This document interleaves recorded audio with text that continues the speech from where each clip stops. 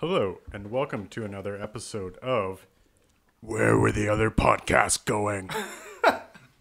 I was wondering what would break first, your podcast or your body. That's my secret, Cap. I'm always podcast. Do I really look like a guy with a podcast? So that, of course, was part of our rotating titles that we have for every episode. Our name, of course, is Houston, We Have a Podcast. We are, I will make the claim, the best podcast called Houston, We Have a Podcast in Toronto and around the world. Shots fired. Shots fired, indeed. NASA. Bang, bang. On today's episode, we're going to be talking about cinematic universes. We have a couple of experts here, Cam and Kevin, who are going to be helping us along this journey. We're going to do pitches, as always, our favorite segment and our fan favorite segment. We're going to have a little bit of a fight later in the episode, and we're going to have, a little bit of a kickoff conversation of what is a cinematic universe.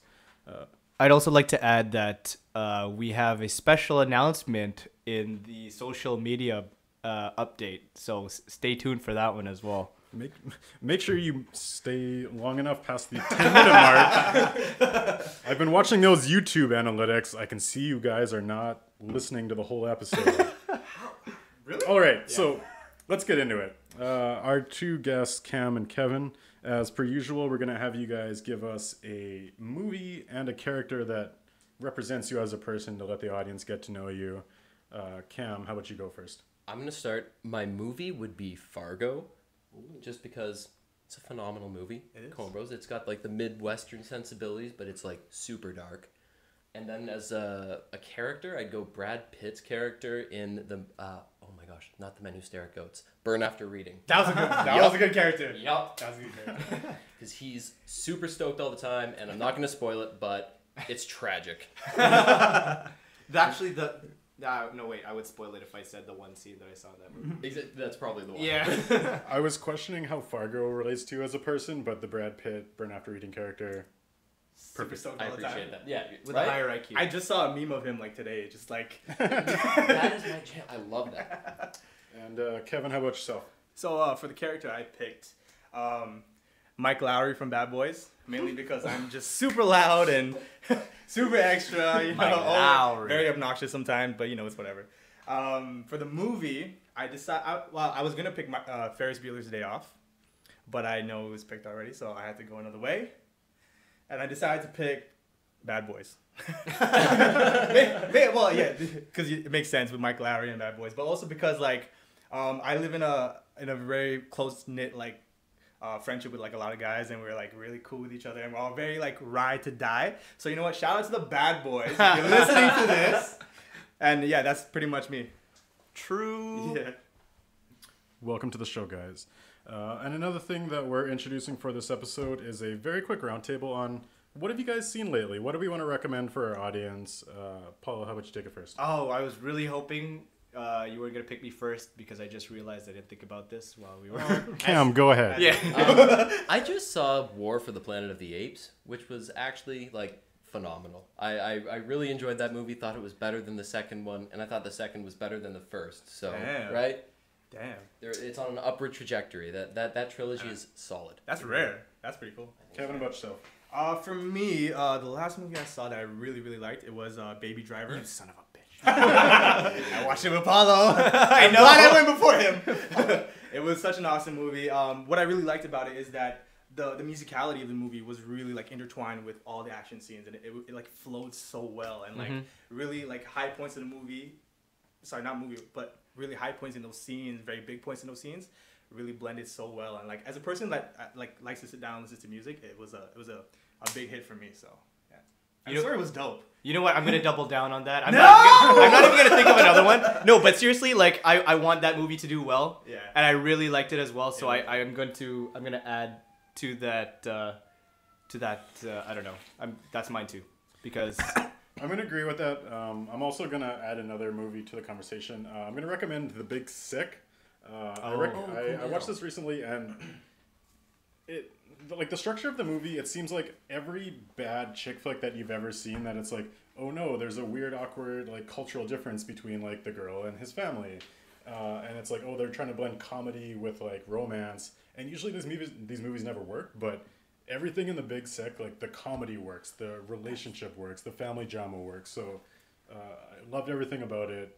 Go watch I'm it. curious if that's maybe because it's like the actual story of Kumail Nanjiani and Emily Gordon. I had no idea. I had no is. idea that happened. Like that was what the movie was about until the end credits when they were like, "Oh, here's his real life, his real wife, and his real family." And I was like, "Oh shit, this is a real story." Yeah, That's crazy. Like, it's unbelievable. And also like, Judd Apatow doesn't do any wrong. Like, yeah, it's Like- pretty solid all around. pretty good. Okay, so to get into the meat of the conversation, we're talking about cinematic universes. So there's two quick questions we're going to address before we go into our pitches and fight segments. And the first one being, what is a cinematic universe? Like, what separates something like Star Wars, which is just, a straightforward franchise, a bunch of episodes, versus a cinematic universe that might be multiple franchises within the same universe? Any thoughts on that? Go ahead. Sorry. well, just like I think the connective tissue and having like the characters that can exist in their own standalone movies, but then also show up as even a background character in other movies. It just really it gives it a sense of like wholeness and almost grounds it in almost a reality. Whether that's like our reality or the reality that exists in the universe, it still grounds it. I agree with that. I think a good example of that is a lot of Quentin Tarantino's movies. Yeah. Not even that there's like they appear in the other movies, but there's like references not only like in the Disney references where there's like a poster of, I don't know, like a Cars poster in a Toy Story movie. That probably didn't happen, but like they do stuff like that. Yeah. But I mean, like in Quentin Tarantino's movies, like he's said, like there's certain characters that are like ancestors of other characters, and like the way that those are intertwined, I think that's what makes like a really good cinematic universe. Yeah. So, leading off of that, the cinematic universes have been the thing that Hollywood is saying, we got to do this for everything. So, what's going to be the next cinematic universe? Like, how far are they going to take this? What do we think? What are our predictions of what are going to be the next ones?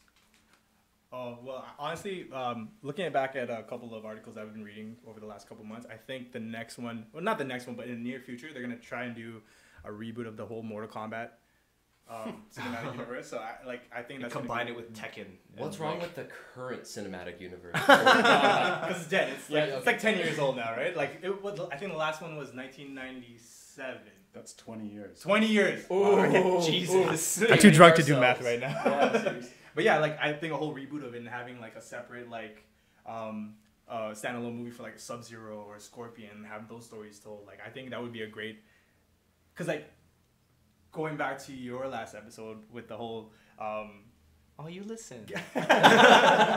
with the whole like video games to movies, I think it'd be really great to see like a video game go into Done one well. of those things. Yeah, that like the Marvel universe is doing or like Quentin Tarantino. I like that. I just hope that if that ever actually does happen, they don't make it about a fighting tournament. No, you know what? I think if it's gonna succeed, it's gonna have to do like it's gonna be off. It has to be. It has like, to be off a of real, Earth. yeah. It has to be like some craziness. Not even, yeah, but not even just that. Like, it has to use those characters, but like give them an actual story Well, other yeah. than a fighting. Well, tournament. because like if you look back at those stories, like all those characters have their separate. Yeah, story, exactly. Right. So like just for those to be told and then put Yeah. it into a whole one big movie, like everything else has been doing, I think it'd be crazy. yeah. So one of my issues with cinematic universes right now is that it kind of hurts the actual storytelling. And I think if you tell a really good story, some characters have to be side characters. And you look at the original X-Men movies, and people always complain that Storm and Cyclops were not done properly. But they had a story to tell, and each character has a purpose in telling that story. And I think Cyclops and Storm were necessary as underdeveloped side characters in order to tell that story. And so the more that you try to say that every single character is a fully fleshed out, developed character, the harder it is to tell one really solid story. So that's kind of my issue with cinematic universes moving forward. Yeah, especially with the Dark Universe. That Oh, yeah, the Justice League Dark with like. no, the the okay. one what's it called that just started with the Mummy. Mummy. Oh, okay, okay. okay. Having all the Monsters monsters. and Yeah, like, yeah, okay. okay, Yeah. fair. Like when I watched the Tom Cruise Mummy, because as being a fan of the original Mummy, Mummy, like yeah. the Money, The money. the Mummy. We talked about this before, but like being a fan of the original Mummy. Money? Oh my god. Let like me show them the money. I was actually there were certain things in the new Mummy that I did really like, but I felt they suffered, like they sacrificed those good things just so they could set up the Dark Universe. And like just like having Russell Crowe as Dr. Jekyll. I was just gonna ask, was Hyde was he shoehorned in? Because I don't understand how that plays into the Mummy like lore. It's all does universe it. building. Just like you have. Short answer, it doesn't. Okay, yeah. But I mean, like, it's like interesting, but it just didn't fit. And they could have told a actual good Mummy story if they didn't do that. I miss movies that are actually a one good story as opposed to an episode in a longer series. It's I like wish they had more of that. we're just setting up a universe with this movie for like Because what is eventually they're going trying to to be. like pull the money in. Like that's really what it is, right? They're trying to get as many movies out as possible. Paulo said it himself. The money. Yeah, yeah, that's true. That was I did that on purpose. Yeah. Oh. Good job, guys. All right, so that was a little conversation to get it started. I think we're going to talk about these same things moving forward, and of course, we have all the answers. Hollywood is doing cinematic universes wrong. We're about to tell them how to do it right. That's right. But before we get to that, we're going to move it over to Paulo for our social media update. Oh, right. So, I mentioned before we have a special announcement this month, this episode. Not much on the front of Twitter mentions or Instagram. What was the DMs. exact amount of engagement we had? What? Oh, it was 0. Oh, okay. So, but special announcement.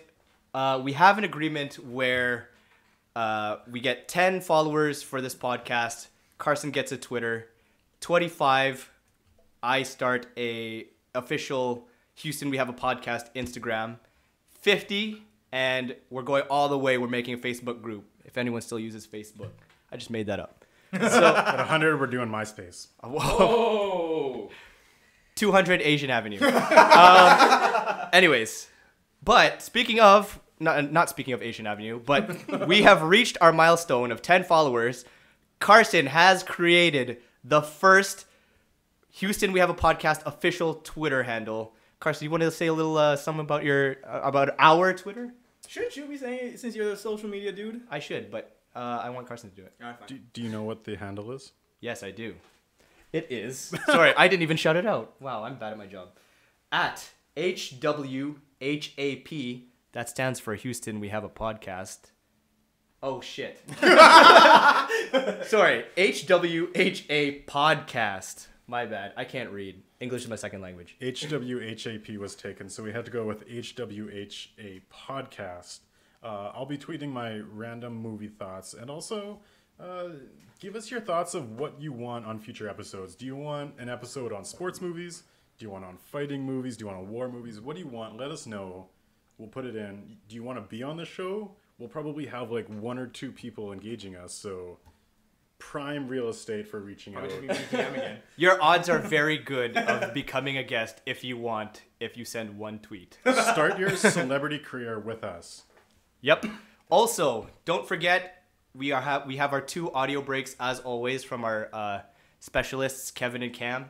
So I'm going to ask a question after each one. If you answer the question correctly, you get a prize. I'm not telling you what it is.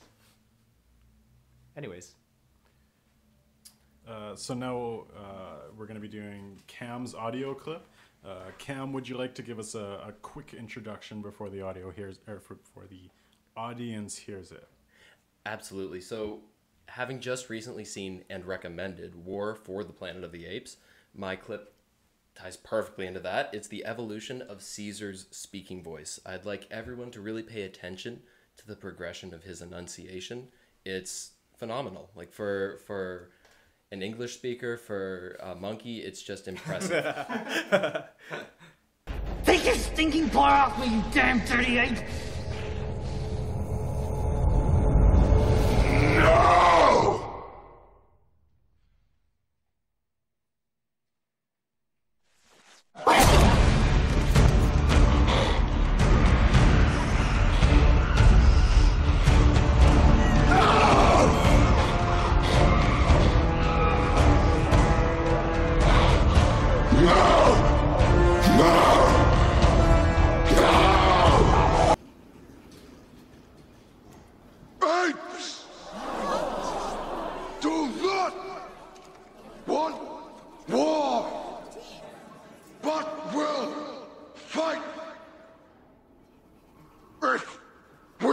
lost.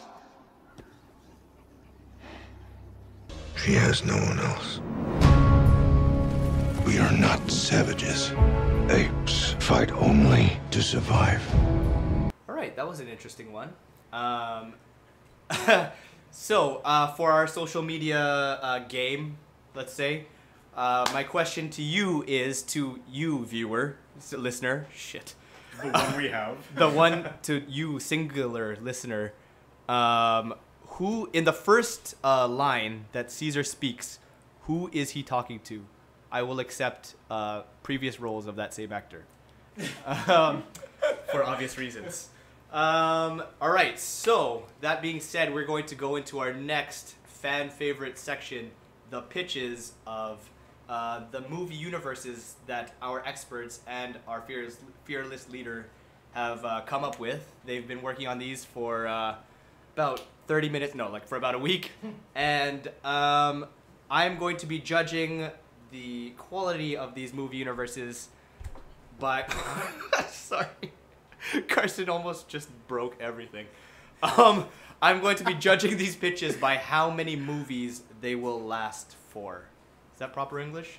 So, like, the MCU is lasting for 15 movies, whereas the King Arthur cinematic universe is lasting for For one. a total of one movie. It was a very good movie, though. I suggest you watch that as well, because I want that one to do well. Proper English is, for how many movies will it last? Thank you. Cam, that's why we have you. He's classing up the joint here. All right. With He's his drinking wine. wine. Las Mulas. Anyways, we are going to start it off with Eeny, Meeny, Miny, Mo, Catch a Cam. Go. Okay. Oh, that rhymed. Mine kind of builds off of the Dan episode last week, where I'm going to pitch the NCU, the Nintendo Cinematic Universe. Oh, no. I Damn feel it. like that's just like ripe. Damn. Just complete, like, how many titles do they have? How many movies could the Mario universe alone make? You've got Mario, Mario and Luigi, Super Mario World. Those are just 3, and I don't even play the games. Right?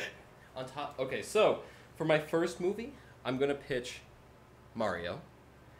I think that's directed by Phil Lord and Chris Miller. They did the Lego movie. They also did Last Man on Earth.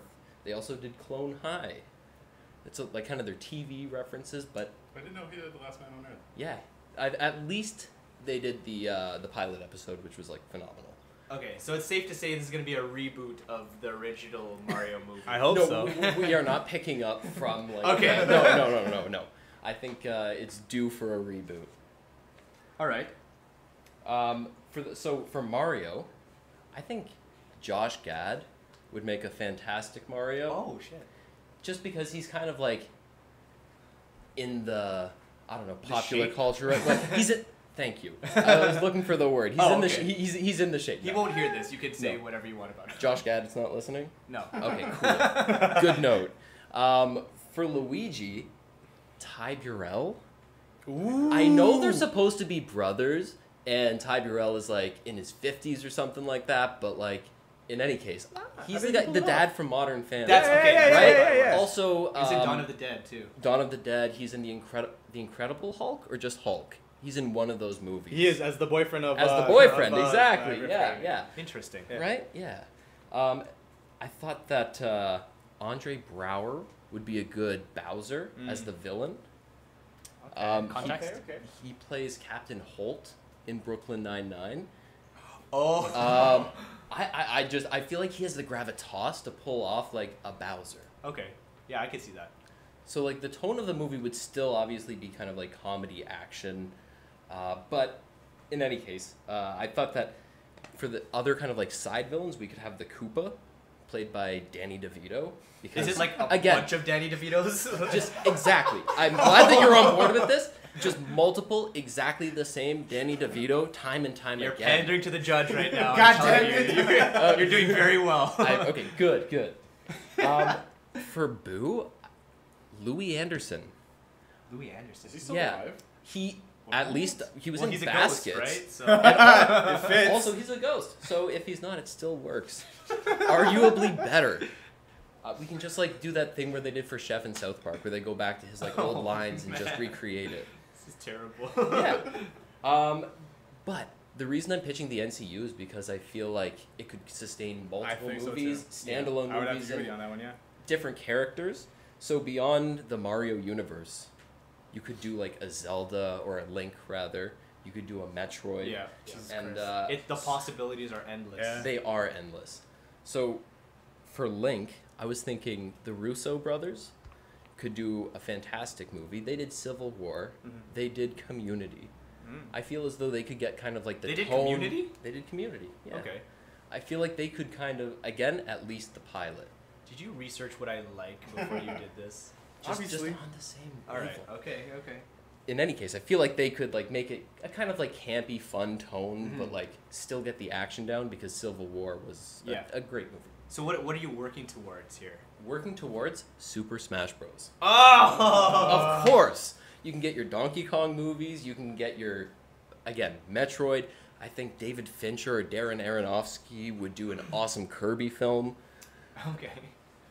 That not actually. That's a little bit dark for Kirby, but like still, I genuinely think that Catherine Bigelow would do an awesome Samus movie. She did. She like her. She does well. She's a director. Okay. And she's done like Zero Dark 30. I think she did The Hurt Locker. Oh. So she does like kind of like dark, gritty stuff, and I feel as I though like seeing Samus as a dark movie. Yeah. right? I think Samus is taken too lightly. Again, I don't play these games, but I feel like there is some darkness in there. My roommate is a huge fan of Metroid, and he just went off on me about her like history, and I genuinely think that it could make a great dark kind of war movie with some like serious undertones. I just, as a callback to the Mortal Kombat thing we were talking about before, I hope this Super Smash Brothers movie is not about a tournament. Like Melee. Well, it would absolutely have to do with the Master Hand. I don't see any other possible Yeah, film. okay, But like, okay. how could you work him into those other universes? Okay. I've not fully fleshed that out, but I think there's opportunity there at the very least. Okay. Yeah, so that's all right.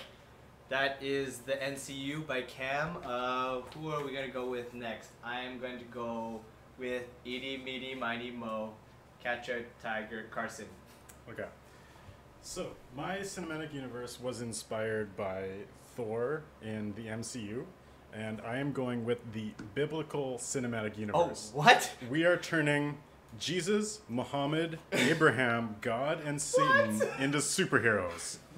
Okay. So, We already have that though. This is kind of, very though. dangerous No, ground just you're the- walking I on. know, this is very sexual. I feel like you guys have that already with all branching out. superheroes. So the first movie, Jesus Christ Superhero, Not Superstar. stars, and this is the Tony Stark of our universe. We have Joseph Gordon-Levitt playing Jesus. And the first movie of this series, we start with where usually the stories with Jesus end, and that's his crucifixion.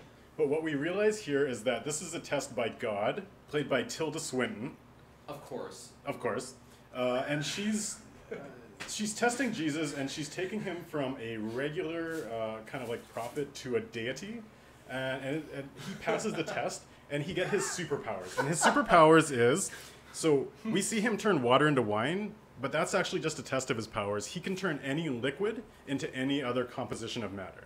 So that's going to come in. He's a waterbender. The holes in his hands, he can shoot lasers out of his hands.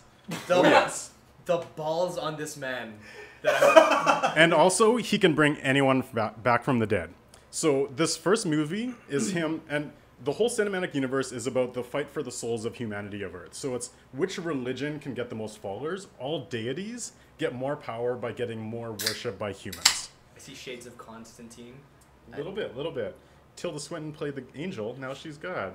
Gabriel. So in the first one, he passes the test, he gets his superpowers, and then he takes on the Scandinavian gods of Thor and Odin. He defeats them, they're killed. That's why those religions don't exist on Earth anymore. The second movie in the series is called Muhammad the Destroyer. Oh no!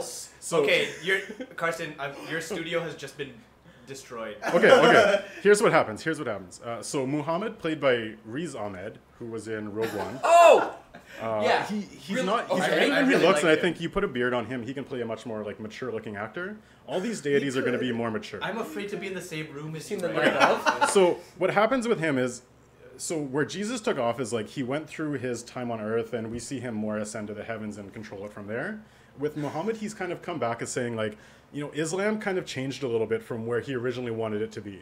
And there is one figure that he's down on earth from. So we're going with I think his name is Saeed Tagmoui. He played the Middle Eastern guy in Wonder Woman.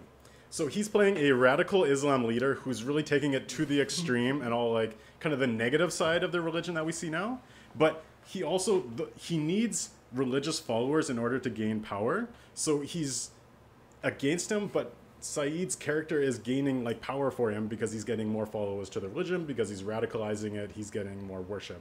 So he has this weird relationship of like, I disagree with your methodology, but I also need your power. So they have this weird like need to partner but can't really partner side. And what this kicks off is the third movie. Okay, so sorry. The first movie with Joseph Gordon-Levitt, Jesus Christ Superhero, it was directed by Rian Johnson, who is directing the next Star Wars movie, but directed Looper. Joseph Gordon-Levitt in a few other movies. He did Brothers Bloom, Brick, and I forget the other one.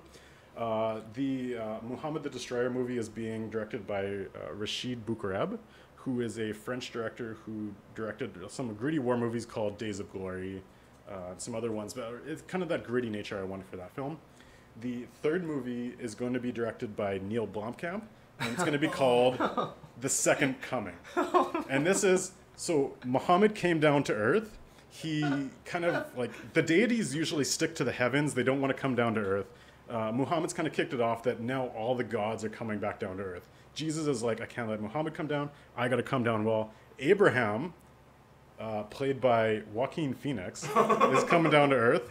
So they're all like announcing their presence to the humans. There's also a weird relationship because part of how they get followers is to radicalize and create more war. And so a partnership between deities is actually going at war with each other because they can increase their follower base by going to war with each other. So they almost put on this face to humanity that they're against each other, but all the deities don't actually agree with their principles anymore. They're just out for themselves. So that's happening in this one, is we see all the gods come down. I've yet to decide whether we want like Hinduism and Buddhism included in this universe. I think there's a lot of potential there, but I'm not sure how it fits in yet. Sorry, just to pause you right now. My mom is in for a very big surprise when she listens to this. Laser Oh. stigmata Jesus. Yeah, she's gonna be so mad. Oh, at I you. forgot. So Muhammad has a superpower where he's Muhammad the Prophet. He can see the future for 10 seconds sometimes. So it's almost like a spidey sense. And like, For It's 10 like- seconds it's like- at a time or it's 10 like- seconds It's ahead? like Nicolas so Cage every that once in a movie. while he says Knowing. 10 seconds into the future. And like sometimes that's enough for him to do something, but sometimes it's enough for him not to. Does he also see all the So it's possible, like it's kind of a thing that plays into it. Okay. I had some worse like sacrilegious powers for him, but I'm not going to mention those. Okay, so what it's leading up to is what we find out in the big movie. Again, played by or directed by Rian Johnson, is we have a war with each other, except they're going to war with Satan, whose goal is to remove followers of religion. So they all team up. So sort of. It's like the Avengers of religion. So they're kind of teaming up against Satan, Yeah. played by Chris Pratt. What? Huh? And because he's Interesting. making Chris Pratt is Okay. cool. Everyone likes Chris Pratt. Yeah. Like he's almost making anti-religion look cool and sexy because it's like it's fun. You know, we want to do that. You would tempt me. And so his goal is if he can get no one to worship the gods, then as a fallen angel, he's actually more powerful than them. But as long as people are worshiping them, they're more powerful than he is. So the big movie, again played by Rian Johnson, is kind of like those deities of Jesus, Muhammad, Abraham teaming up against Satan. And what we find out in this one, which is what's going to lead into phase 2 and phase 3, is that God has actually given up on Earth and humanity and is actually creating a new planet and a new civilization. And she's actually going to leave Earth and say, I'm going to leave one of you in charge of it. Whoever wins this battle gets to rule Earth. And I'm going to go off and lead my own planet because I don't care about Earth anymore. So that's the premise of the cinematic universe. A couple other people that just to fill out the universe. So one of my characters is Barack Obama, but not the Barack Obama that we know, the Barack Obama that all the Republicans say he is. So he's like Muslim, he hates America, he's trying to destroy America. He's a villain. Created ISIS, born in Kenya. Yeah, played by Giancarlo Esposito. Who played the fried chicken guy in Breaking Bad. I think he has kind of that poise to play the character, but also, you know, he plays a villain very well. good Obama. We're gonna have the Pope, who is interesting enough, like really for. He's for the religion, but like obviously Jesus doesn't care. He just wants to worship. Played by Morgan Freeman. Which played Pope? by Morgan The Freeman. Pope is going to be played by Morgan Freeman. We're going to have an archangel that's on Chris Pratt's side, played by Jennifer Lawrence, who kind of shows up here and there. And then we're going to have the president of the U.S., played by Amy Adams, who's kind of like representing the soul of, you know, a certain section of humanity. Obviously, it's playing to a U.S. audience, so the president of the U.S. is kind of showing where the people are going. So that's the cinematic universe that I've created. Oh my, holy shit. There's a lot of material there. Okay, well, we're gonna go into that. Okay, Kevin. Not sure how you're gonna follow that one, but take it away. All right, so the universe that I want to do, I want to make amends for a long known, not long known, but an early movie from the DC universe that was actually supposed to start off the JLA universe that's happening right now. I'm talking about the Green Lantern universe, and I would like to apologize. Out loud sigh.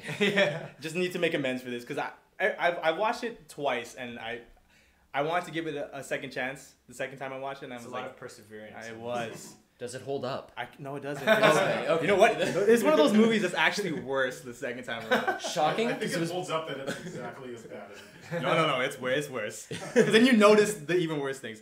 Anyway, so I'm gonna start off. We're gonna do not a movie about Hal Jordan, who's the main Green Lantern person. We're gonna do a movie about the lesser known guy, Jon Stewart. And the actor that I have playing Jon Stewart is Mr. Idris Elba, who I think would be friggin' phenomenal for that. Absolutely. Not the real Right? Jon Yeah, Stewart from The Daily Show. Well, obviously, god damn it, he's not a Green Lantern. He's the understudy. He should have a cameo, like he's the stand. You know what? That's actually a good idea. Maybe he should. I'll just throw that. Or in like there. someone calls Idris Elba, like John Jon Stewart, and and he's then right Jon there. Stewart turns around. It's like, It's like the That Stan would be Lee cool. cameo Yeah, of the yeah, DC yes, universe. Yes, that would be Okay, cool actually. sorry. Thank you for making my movie that much better. So the villains that I have in this movie, so in the JLA universe for Green Lanterns, the villains, the antagonists would be the other Lantern Corps. So there's 7 other colors in that spectrum, and some of them are good, some of them are bad. So I'll just quickly break down what they are. So you have the main one, which is in the middle of the spectrum, which is green. That is willpower. Then you have other known colors that are closer to the middle, which are also good, like violet, which is love, blue, which is hope. Then you have orange, fear, which is yellow. Orange, which is soft choice. And then you have like red, which is rage. So what I want to do is I want to play on like the darkest color, which is not really a color. It's black. It's Okay. not so in this universe, black is like the death of everything. So at the end of it all, I want it to be like a showdown between the good lanterns versus the bad lanterns. So I'll quickly break down like Okay, how do you build up to that with the first like few movies? Like Okay, you have the original, the introduction, right? Yes. For Jon Stewart. So for Jon Stewart, the first movie is obviously gonna be the origin story of Jon Stewart. So Yeah. he's a cop. He's one of those crazy, like, not crazy, sorry. One of those like hard-nosed, like nobody listens to him, doesn't give a shit about authority type cops. Is Idris Elba from London here, or is he? No, obviously not. Oh, okay. I don't know. You know what? No, he's not. Okay. It wouldn't work. It wouldn't work. Okay. It wouldn't fit. Okay. So what I'm thinking of here is like, you remember that scene in Anchorman where all the different stations come together? When we have all the lanterns come together, who's the person, like actor or character, that represents like each of these people?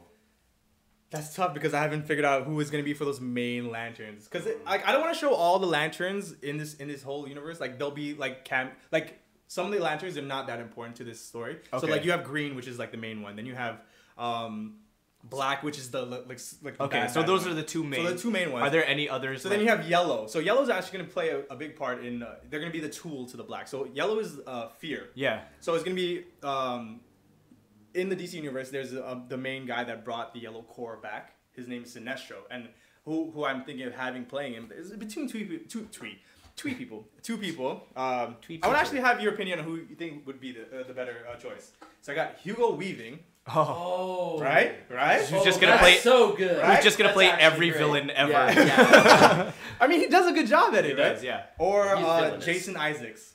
Oh, he's good too. Who's Jason Isaacs again? He's Have you seen Event Horizon? Okay, that was a little too I know the obscure. movie now. I can't remember.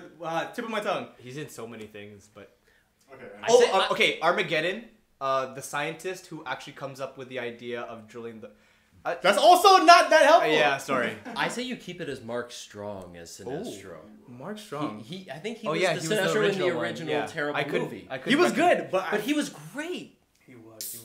And also, he I mean, looks like villainous. he was like one of the like he fit the bill, like Right? physically Exactly. look. Yeah, it works.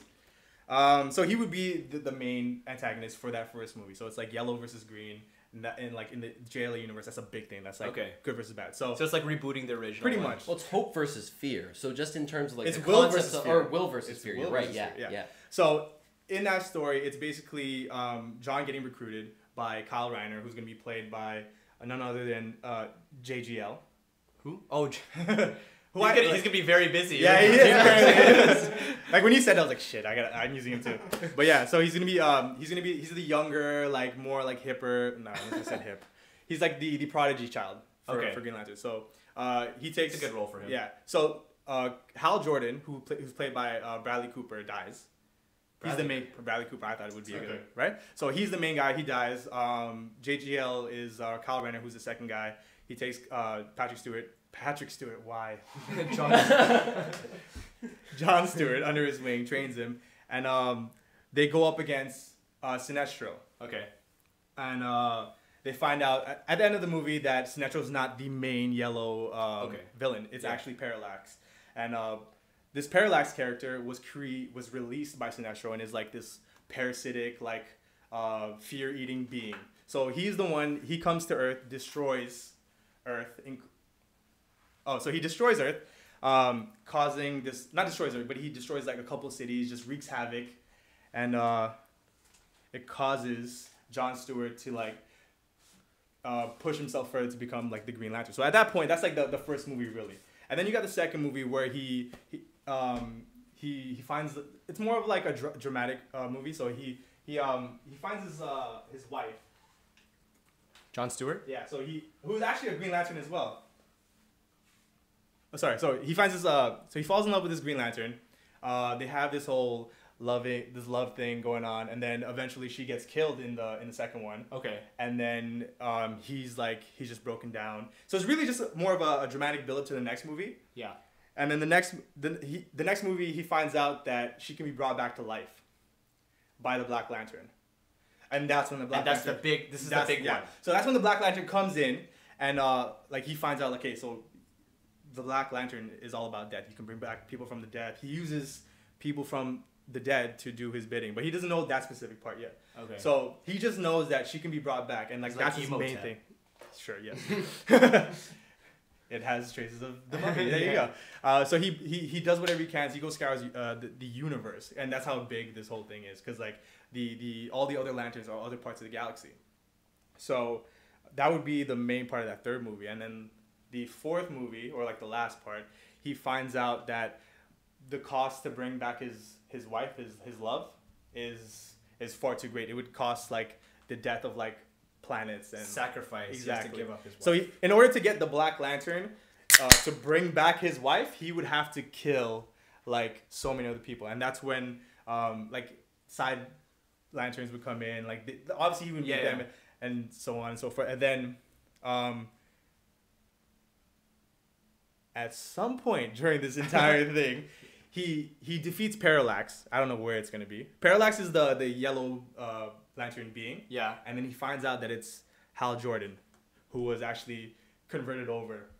So Hal Jordan wasn't killed earlier. No, he wasn't. He just got taken over by the parasite So Parallax. So Sinestro releases Parallax, who is this being that needs a host, which is And the host is Hal Jordan. Okay. And Hal Jordan just loses his mind and just it's a because twist. he's such a strong lantern, he destroys so much. It's a twist 4 movies in the making. Yeah. So I was thinking about. So there's a part of me thinking about doing a, like like significant deaths. So when Parallax destroys parts of Earth, he actually destroys the space station that JLA is in. So like they have so many heroes there. So like I was thinking about putting key characters there. I was thinking about killing off Batman. Whoa. Yeah, and then being brought back by the Black Lantern as a Black Lantern. Okay. Yeah. Like, Okay. Stuff like that. And like maybe the Green Arrow but yeah, that's right. pretty much kind of. All right, I'll have to cut you off there. All right, sorry. So we have 3 good ideas. 2 great ideas and 1 okay. Yeah, because one is like super sacrilegious. That's the best one. Yeah. Thank you, Paulo. Okay, so what we're gonna do, we're gonna have a very short, just a battle between our 3 pitches. It's a bit of a free for all. They're gonna go at it, and this is going to help me decide which one I think will last for the most amount of movies. Is that good English? I don't know. Ready, set, go. Okay, so here's the thing I think about Nintendo. Like, I think honestly, like if these were to be made, this would be the one that would be the most successful. But I'm trying to think, like, as a movie fan, I would stop watching because I don't know, like, what is the emotional investment? Like, what is the real, like, what are we getting at? What are the individual stories of Mario? And you're talking about directors like David Fincher, but what is the real darkness that they're getting? David Fincher for the Kirby movie, just to reiterate. It's a real Gone Girl vibe. Oh my god, for Kirby. So, that movie aside, let's say that's the outlier, that's the art film of the cinematic universe. Again, I don't play these games, so I don't fully know. But I'm assuming at some point there's a princess who's captured by a bad guy. Or Like something in a lot of along those. lines, right? That's Like, a very large part of the Mario games, Okay. I'll let you know. I appreciate that. So, like, even like in an early iteration, like Donkey Kong would take her and stuff like that, right? So my question is, who's your Tony Stark? Who's the one that's like, this is why people watch these big movies? Like, and sorry, Are you going traditional as Mario? You're talking like Josh Gad is the one who's holding down your I'm franchise talking as Mario. I think Josh you pull it off, Gad. though. Josh Gad. He was oh shoot, what's Olaf. the snowman's name? Is that Olaf? It's Olaf. Okay, he was Olaf. Because you couldn't see his face. Like, you can't see him. He's not that charismatic. but he But was is also- Bowser gonna be him though? Like, wouldn't it be more? No, he's gonna be Mario. Oh, Because sorry, my bad. I'm he- so loud. I'm sorry. And who's your Link for Zelda? Link for Zelda is his name is Nathan O'Toole. He played Bjorn in Vikings, the TV show. I'm not sure main if you guy? followed that at all. main No, guy? the young Bjorn. No, Viewer, listener, Google that. So, and then like, tweet it. I feel like this is a really great idea, but you don't have the star power to really grasp that idea. Like, you need somebody who doesn't really fit. Like, I feel like Josh Gad is a good fit for Mario. Whoever this person is, I don't know. Like, sure, let them be a good fit for, like, Link. But ultimately, you need someone like a Robert Downey Jr. or a Ben Affleck who's just like, this is like the main guy who's holding on the franchise. Just came up with it on the spot. Jacob Tremblay, that kid from The Room. He's killing it. People seem to love Wait, him. are you recasting your Mario? I'm recasting my Link. Oh, okay. He'd be a good Link. Yeah. He'd be a good Link. I think he could hold up. And so Link will be like the main, or are you keeping it as Mario? I think for the first like introductory movie, we go Mario because I feel like that's the most accessible. I feel like you people. should do it the same way they did it. Not the same way, but like have it later, like after, because he's like the main. Don't help him, Kevin. You're supposed to be fighting. No, Kevin. I Sorry. appreciate it. I agree. I'm sorry. I'm gonna take that and I'm gonna go with it. We're doing Mario first. Link's gonna come down the line. I still think like Mario is the big Nintendo character, and if you don't have someone who's perfect for that role and a star, then people aren't going to give as much credit. Josh Gad isn't the guy. He's not the guy. Joseph Gordon-Levitt as Jesus, Joaquin Phoenix as Abraham Tilton. That's not as bad. God. Oh That no, one is good. I don't mean I don't to know about take away JGL for because Jesus, like but Joaquin Phoenix legitimately is pretty good. No, the Joaquin Phoenix for who is it? Abraham? Abraham. Yeah. No, that's great casting. Like, I wanted Paul Dano as Jesus, but I recognize Oh! that he would be perfect to play How the about- role, but but you he doesn't have the star power. Joseph Gordon-Levitt so is greasy. a lesser version, but Joseph Gordon-Levitt has the star power to really make It doesn't matter how much star power you have. You're not gonna end up making a movie. They're just it's done. Star power, Daniel Day-Lewis as Mario. He's Maybe retired for like now. Sinestro for me. Like that would He'll work. come back. He'll come He's back for retired. Mario. He's gonna come back out of retirement for Mario.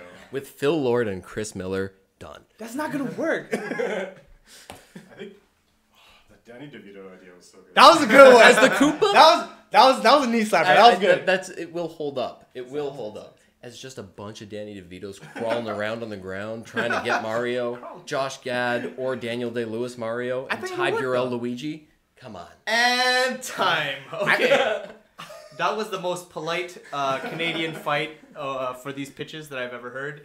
I appreciate the support that you guys have for each other, but you're supposed to be making my decision. Listen, easier. they were all good ideas. I just had to support them. Yeah. Except for that was easy kill. Okay. You're not gonna make one movie. I'm gonna deliver my verdict, I guess. I will start with I'm gonna start with Carson's idea. It's very interesting. I will say this. Like fuck. I feel like I'm gonna just get struck by lightning by just sitting there and talking about it. Okay. I'm going to say you will last. This is gonna sound bad, but let me explain. You're going to last one movie. Your universe will even finish the movie. Your universe will last one movie before public outrage just bankrupts your studio. When they find out about it, it's over. They got to one movie. I think it's canceled in production. Because they're gonna read the script. No, okay, we've had stuff like stuff along these lines come out before. Maybe I think it'll come out on the. But it's just a culmination of all of it put together. Yeah, no, but that's the thing. The first one will come out, and that's when people will realize what this is. So you're telling me it actually go to one movie? Yes. So Muhammad the Destroyer is. We are not. We are not. Muhammad the Destroyer is so bad. Like I'm not gonna lie, I kind of do too. Okay, well, you guys, I'm separating myself from you guys right now. Oh, sorry. Yes, one movie, and then rumors are gonna come out later about the plans for the next few movies, and then probably the directors are all gonna get assassinated. That's valid. I'm gonna move on. No one's gonna want to direct this movie. You're right. I'm gonna move on to Kevin's to the Green Lantern universe. Based off the strength of the original movie, I think Bad Memories. Listen, you can't go based off the strength of the first movie. I'm the judge, all right? Yeah, but still, that's not valid. He did preface his pitch with an amendment to. Thank you. I did. People want to see a good Green. Thank you. Yes. Thank you. Can you let me finish? Sorry, go on. I apologize. The strength of that first movie is going to hurt you a little bit, but I think you will get to the 3. I think it'll get to 4. Well, your plan was for 4. I'm trying to And that's what I'm saying. It'll get to 4. Okay. Anyways, I give you 3 movies. Maybe the 4th will come out, but it won't do as well because I think it's being very focused on the Green Lantern core. It's not a lot of variety, but I mean, it is an interesting storyline, especially with the character development throughout all of the movies. But yeah, so let's say 3.5. 4th comes out on Netflix. Oh man, The whole series comes out on Netflix. all right. Works, though. Right? NCU, I have to hand it. I took it. I did you last. I mean, I. Oh wow! Talked about yours last. Because you are the winner, Cam. I think you are going to just based off the popularity and the nostalgia of the whole Nintendo universe. I think it's right. There's a huge market for all of those characters, really. Yeah. Everyone. I personally would love to see a Samus movie, like I said before, especially a dark one. Right. Oh, that would be sick, actually. That would be. There's a little bit of contrast between the redoing the Mario versus redoing the Green Lantern. I think Mario is such a popular character. Green Lantern's not? I'm not saying Green Lantern's not a popular character, but also yeah. Mario is very ripe years. for Oh, reboot. no, And might I add that we will not be using practical effects for Yoshi. So what do you? So I'm a big fan of practical effects. Okay. When done well. Yes. So if we can get the Henson Creature Factory or whatever like that. Oh, okay. I see where you're going. Okay. Put Andy Serkis in there somewhere. As Yoshi. As Yoshi. No, Andy Serkis, Donkey Kong. Come on. Shit. Okay. Too derivative. Jeez. Point is, I can't even actually put a number on the number of movies because there's so many characters. I'd say go 15. I think they would go the Star Wars route and make 30 movies, one every year until we die. Probably, yeah. So, congratulations to all of you. I really enjoyed all of your pitches. Carson, you scared me a little bit. I still enjoyed it. Sorry, Mom. And I think we're going to go to our next audio break. So, I'm going to kick it to Kevin. Can you give us a little intro to your clip that we're about to hear? So I picked a movie that has nothing to do with any of the universes at all. It's a standalone on its own. So I picked the movie The Departed, and I picked the scene between Leonardo DiCaprio and Jack Nicholson when they're having their little conversation in the bar, where Jack Nicholson questions Leo about a mole in his faction. So what you see in this scene is a lot of like, I'm not a cop. it's such great acting, and then there's this one point where like it's unscripted too. So like if you guys know what I'm talking about. Oh yeah. So Jack Nicholson does something that like would normally affect like other people, but like if you watch the movie and you see the reaction, you just see how great of an actor like both these guys are, and just carrying that surprise moment into like such a natural, such a like, you know, like fluid like thing. It's just nonstop. It was beautiful to watch. So all right, let's see if it translates to audio only. You accused me once. I put up with it. You accused me twice. I quit. You pressure me to fear for my life, and I will put a fucking bullet in your head as if you were anybody else. Okay?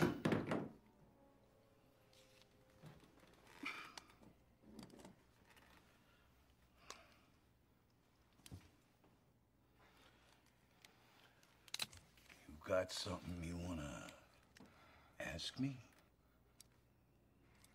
Look, you're 70 years old, Frank. I'm just saying, okay? One of you guys is gonna pop you. One of you guys is gonna pop you. And as for running drugs, what the fuck are you doing? What are you doing? You don't need the money or the pain in the ass, and they will catch you. All right. So for that clip, my question to you, listener, singular, is what? Let me get in real close. What did Jack Nicholson take out of his pants to show Leonardo DiCaprio that shocked him so strongly? And to end that last little social media tidbit, remember, tweet us at the official Houston We Have a Podcast Twitter at HWHA podcast. Anyways, let's kick it to Carson for the next segment. All right, so our next segment here, and we apologize for not having done this last episode. This is a fun segment to do. We're having ourselves a good old-fashioned battle, a fight. And what the fight that we're having today is, what is the best cinematic universe that is not the Marvel Cinematic Universe? So each we have Paulo, Cam, and Kevin are going to be participating in this segment. They have each selected one. I'm ready. I'm going to give them a chance to present their initial arguments, and then we're going to go for a free-for-all. So we're going to start with Kevin. You have 1 minute. Take it away. All right. So I'm doing the DC universe, the DC extended universe, which Surprise. So I'm defending Man of Steel, Batman vs Superman, Wonder Woman, and Suicide Squad. Best of luck to you, sir. Suicide Squad. So with all these, I just like the pros and cons. So like the pros, I would all the characters that were chosen for these roles, I think fit the bill to like the T. You got Henry Cavill. Even Jared Leto? Yes, even Jared Leto. Sorry, carry on. All right. So we have Henry Cavill for Man of Steel. We got Ben Affleck, who I think is the best Batman so far, above Christian Bale. I'm sorry, Christian Bale, you did a great job, but Ben Affleck fits the bill.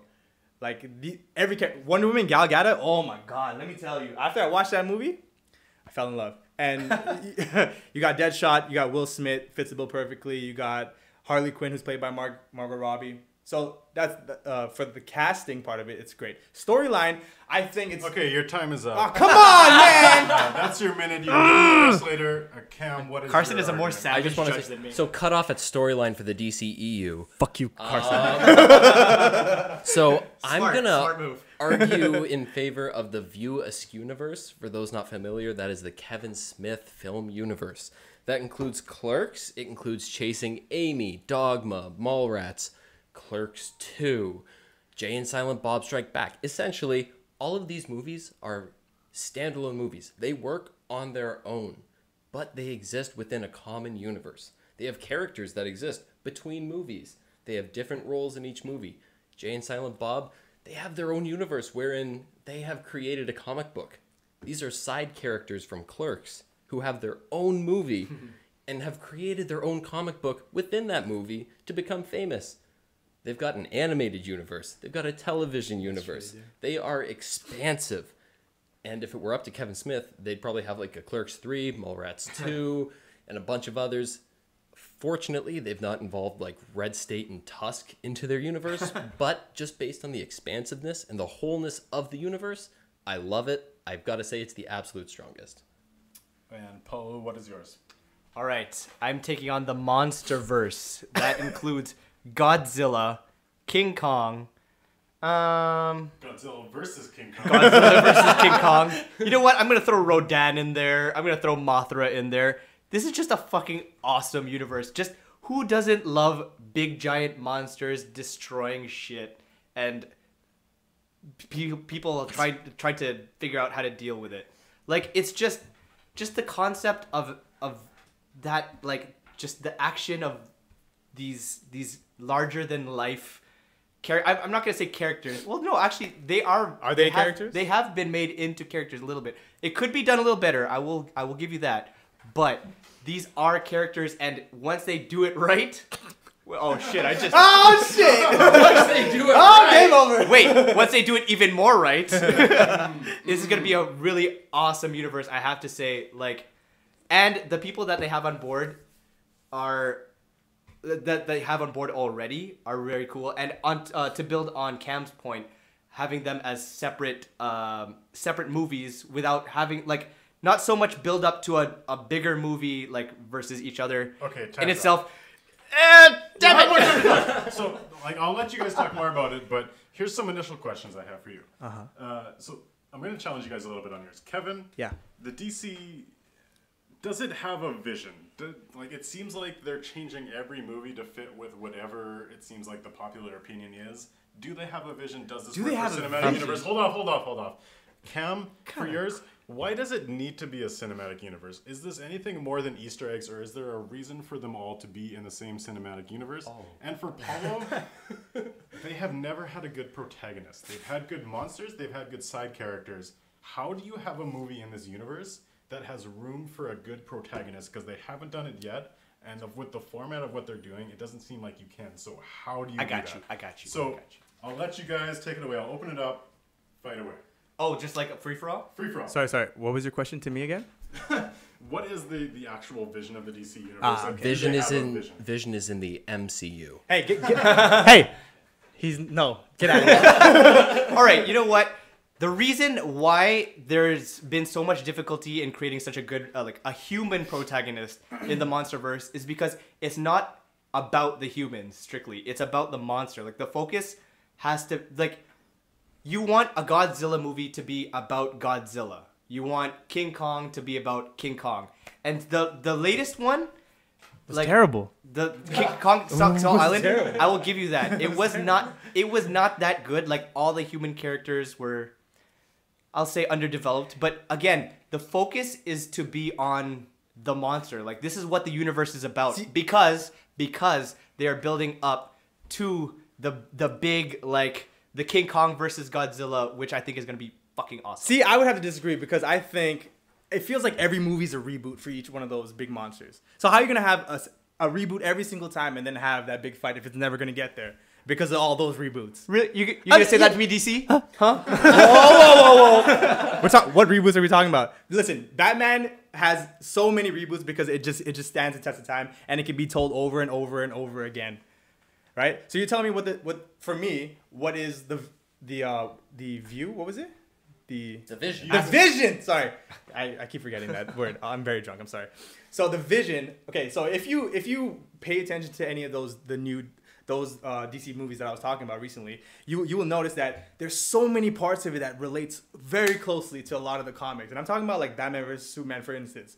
Like you can relate a lot of that to like Frank Miller's the Dark Knight series. Like it's such a dark, such a like crazy series, and it brings like the very like gritty part of Batman, like to the point where he's not the Batman from Christopher Nolan where he doesn't kill people. Like he kills people. Like and it is getting to the point where like he'll kill a motherfucker. Murders He will kill a motherfucker. He threw a box into someone's head. And you saw his head bleed on the wall. Like that was crazy shit. No, he's dead. But the vision is to bring it to the uniting of the Justice League.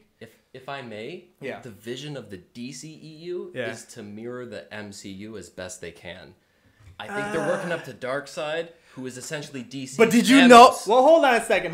Did you know that DCU had all those characters before, like the MCU had? Like those are carbon copies of them. They're just doing the movies after. In terms of like the comic characters. I'm talking about being I'm talking invented. chronologically speaking. Yeah, like Darkseid was there before there was a Thanos. No, absolutely. You got like all those Slade characters. Wilson before Wade Wilson. You got all those Absolutely. guys that relate to someone in DC. So like, if you compare like the first movie that Marvel sent out, like if you look at the first Iron Man, if you look at the first Batman, I mean, you put them head to head, I would take the Batman. Or sorry, if we're talking about this Batman, it's pretty good because like story wise, sorry, Batman vs Superman. I apologize.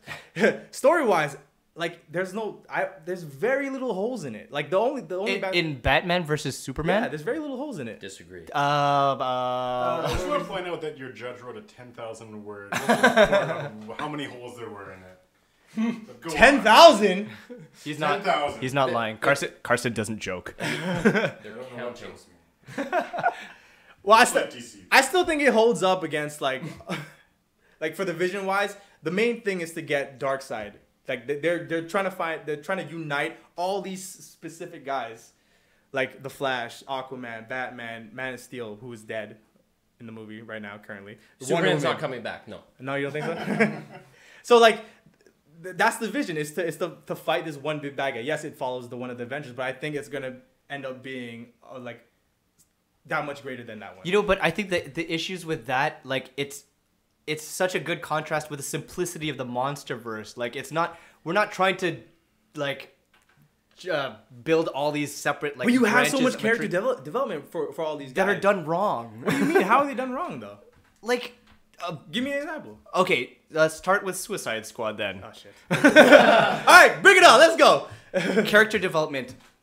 So Amanda Waller. Let's start with her. She builds the Suicide Squad to fight a threat that she creates by creating the Suicide Squad.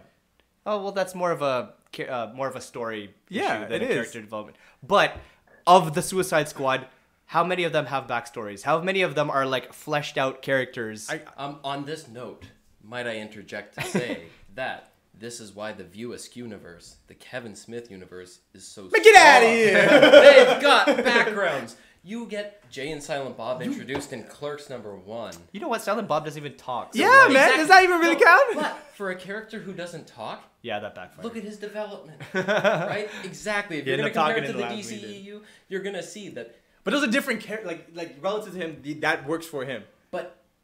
And they're not the bombastic, huge spectacles of cinematic theatrics that are the DCEU, but they're like the smaller kind of stories. They're the more like personable, human. These are human like developments. relatable. Exactly, absolutely. But see, you know what? I would disagree because like you take such grand characters like Superman. How do you make him weak? What they did in the movie is that they gave him the emotional weakness. Like you can't. How you gonna bring down a guy that can fucking destroy the earth with like 10 punches? Like he like. Not really. No, that's valid. Think That's about valid. it. Like you have to hit him in an internal, like personal level. That's what they try to do. So when people say that the movie was slow, like you have to think about how the entire movie they were trying to like bring Superman down emotionally, like bring him to a point where like okay now you have to go and you bend to my will.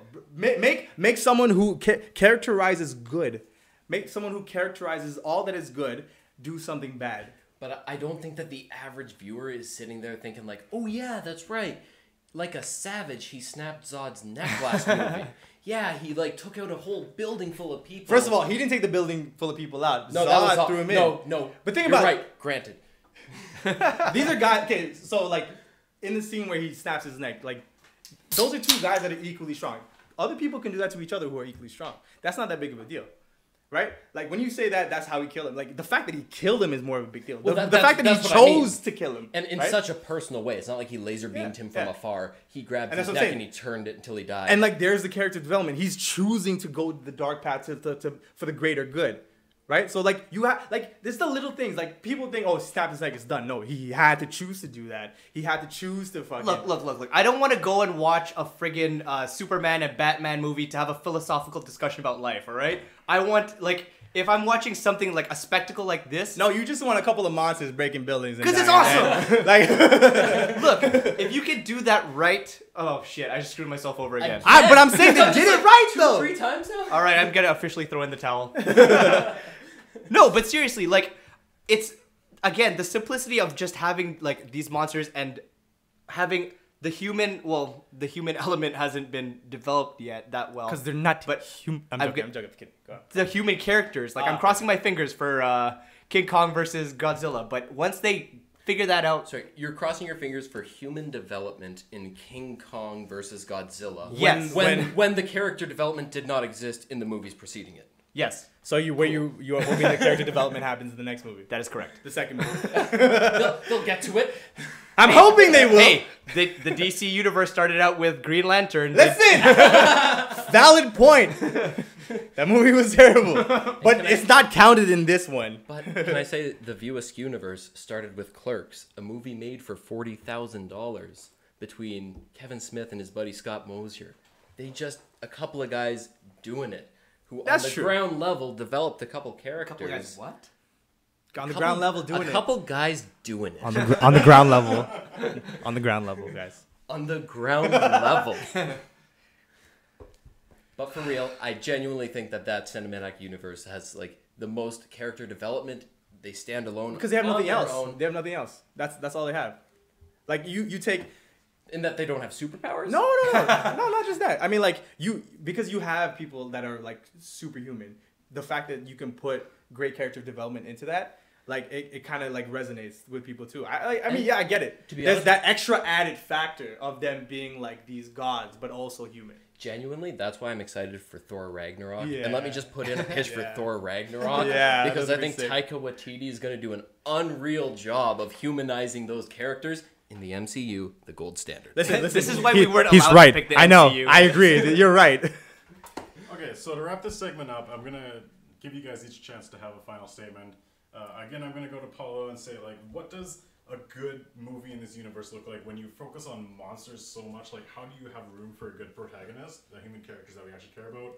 Cam, why do I care about the next movie in the View Askew universe? Do I care about it? Like, I don't know about it at all. Like, what is the next movie? What are they building towards?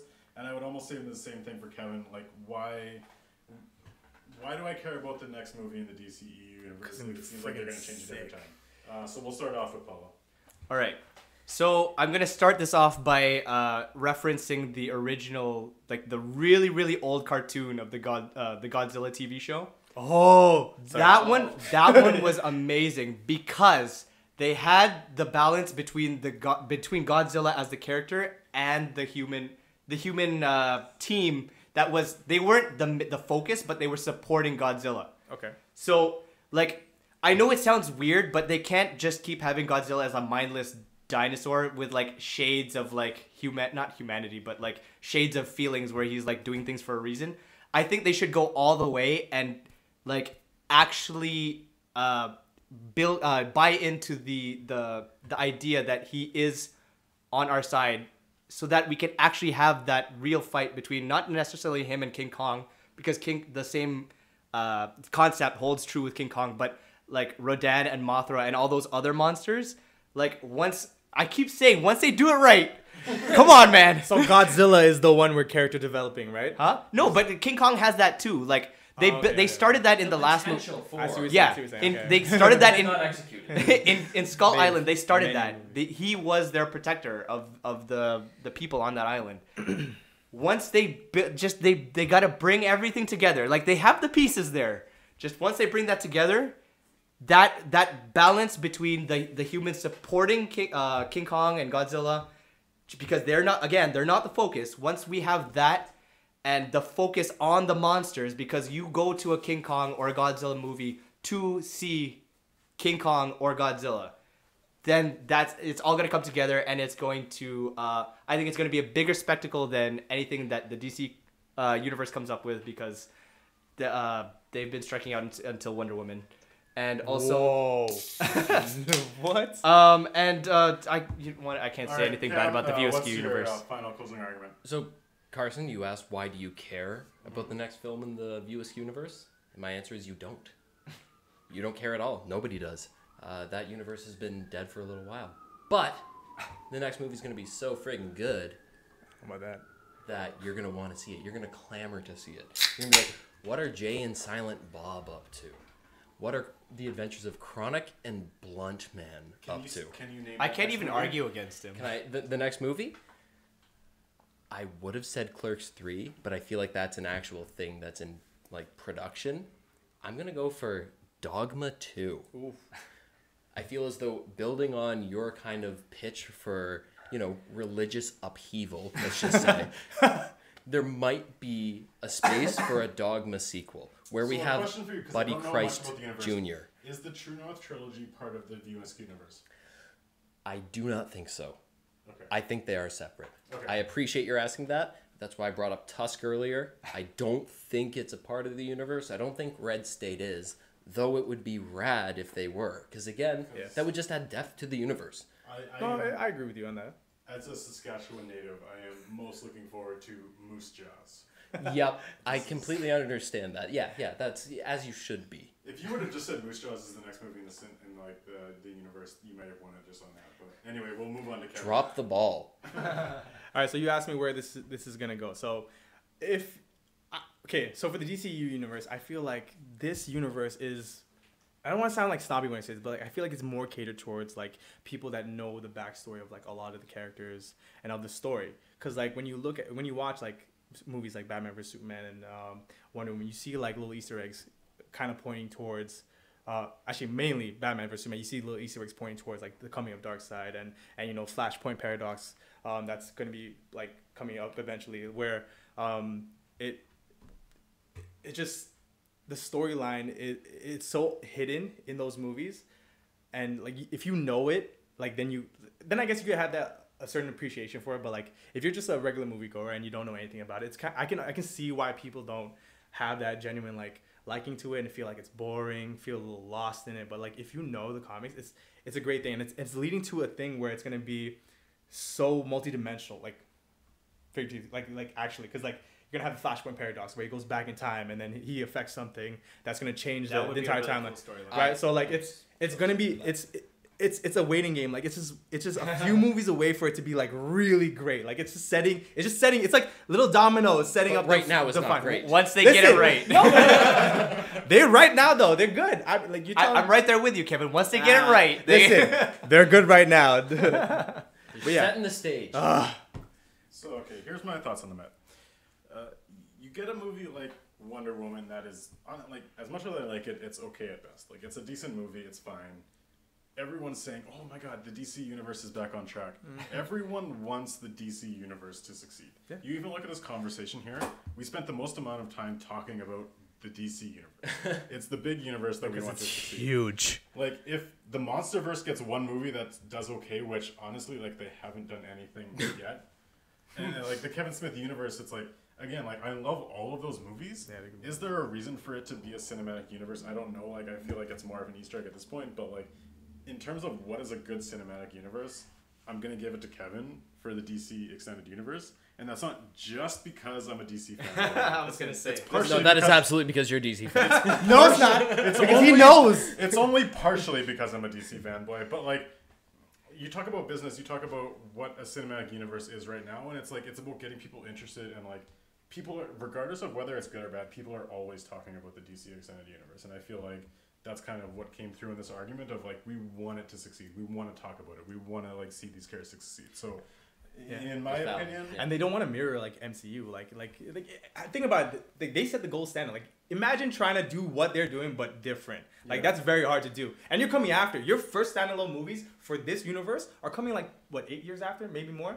Yeah. Right. So it's a lot harder. They have a lot of opportunity to improve I upon agree. the model No, I agree. that's I already agree. established. I agree. Ultimately, there's a long way to go. Like there is the MCU, and then there's everyone else, and like the DC's gonna have to make 3 or 4 good movies in a row for anyone to consider it in the same. And they're class as coming the up. MCU. I think it's gonna come. I think it's coming up. I really want to. I don't know do if they will, but I want them to, and I think that's why that argument works. I'm rooting for them too. As much as I hated on Suicide Squad, I even enjoyed watching that movie. You liked watching that movie. I know I did. I just said it. You know that movie was a hot mess though. Like it was a hot mess. It was. Just for Houston, we have a podcast canon. I will reiterate the fight standings as they put.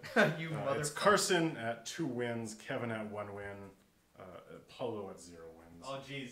And everyone else, I guess, at 0 wins as well. Hey, when I get on track, when I get everything together, Just like the MonsterVerse. yes, All right, so eventually. to end this off, as always, what movies are we looking forward to coming out? So we're talking about what's coming out in August. Who wants to take it away? Cam? I'll go first. I'm really looking forward to Detroit. Damn it! Damn it! I knew I was gonna take it. I knew it. I knew it because it's gonna be a phenomenal movie. I hate you. Right? Exactly. It's just Solid choice. it's gonna be great. Enjoy it. Me personally, the movie I'm looking forward to is Logan Lucky, which is Steven Soderbergh's return. This looks like a movie that's very similar to like the Ocean's 11 trilogy, which I feel like gets a little bit of hatred, but it was actually really good. And you got like Adam Driver in this. You got Daniel Craig. You got a lot of really good actors in it. I'm really looking forward to seeing what they can do with that one. So looking forward to it. Paulo, what are you looking forward to? So I'm looking forward to the Emoji Movie, which is coming out. Oh! I'm just kidding. I'm 100% kidding. As much as I actually really like T.J. Miller. T.J. Miller. Yeah, I love T.J. Miller, but like, dude, fire agent. Now he's off Silicon Valley. I'm actually looking forward to. I might be a little early on this one, but Kingsman, the sequel to Kingsman. Sequel, yeah. I really liked the original, and the same director is coming back. They're bringing back Colin Firth, which kind of doesn't make sense, but you know what? He's cool. He's got an eye patch. Yeah. So yeah, he didn't die. To he show got shot. time has passed. And a beard, right? Yeah. Right. But yeah, so I'm really looking forward to that one. It's a good action, and it's a very unique spy movie. And Channing Tatum's kind of the perfect. Oh yeah, for, like the American statesman. Yeah, and who's his Jeff boss? Bridges. Yes, Yeah. yes, I'm a big fan of Jeff Bridges as well. Yeah, I'm that's really gonna be looking great. forward to what they do with that. Yeah. Yeah. Kevin, how about yourself? I was gonna pick Detroit. Just reiterate. Just God just damn double it. down on it. So it's a movie about the civil unrest, like the darkest moments that took place during the 1967 civil unrest. Yeah, with John Boyega fighting the Empire, right? You're thinking. Sorry. I'm giving him this look right now. Sorry. I'm giving him this really dirty look right now. I apologize. But yeah, so I mean, just like he pretty much like told you like the movie. I'm pretty much giving you a brief explanation. It does but look like real good. it looks really good. Like it's really like dark and like a little gritty. Like it's gonna be a really good dramatic film.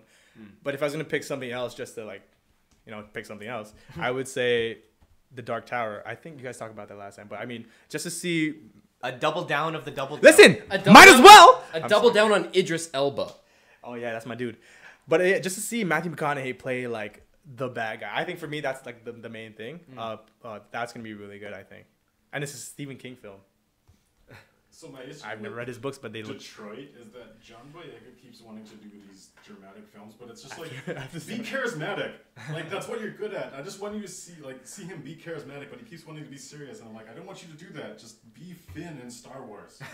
all the time. Let him expand his horizons, man. That's fine. But you know what? I can say the same thing for John Krasinski in that movie. Like I could only see him as the dude that what was his name in Jim. Office? Jim in the Office. Staring at the I can camera. only see him as that. But let him expand his horizons. So man. Jim is gonna let him like- fly. Spread your wings. Is he a cop in that movie? Who, John Krasinski? Yeah, I think so. Yeah. So he's gonna like beat down a colored Yeah, person and pretty then much. like look into the It's camera. very likely. Yeah, and look at the camera all awkward and bashed. John Krasinski, like the nicest guy on the face of the earth, probably is Humanizing the whitewashing. All right, this has officially been our most offensive episode of all time. And we should end this with something more offensive. So thanks for tuning in, And tune in again next month or week or whatever the fuck our cadence is now. That's right. Hey, be on the lookout for that Instagram. Tweet us.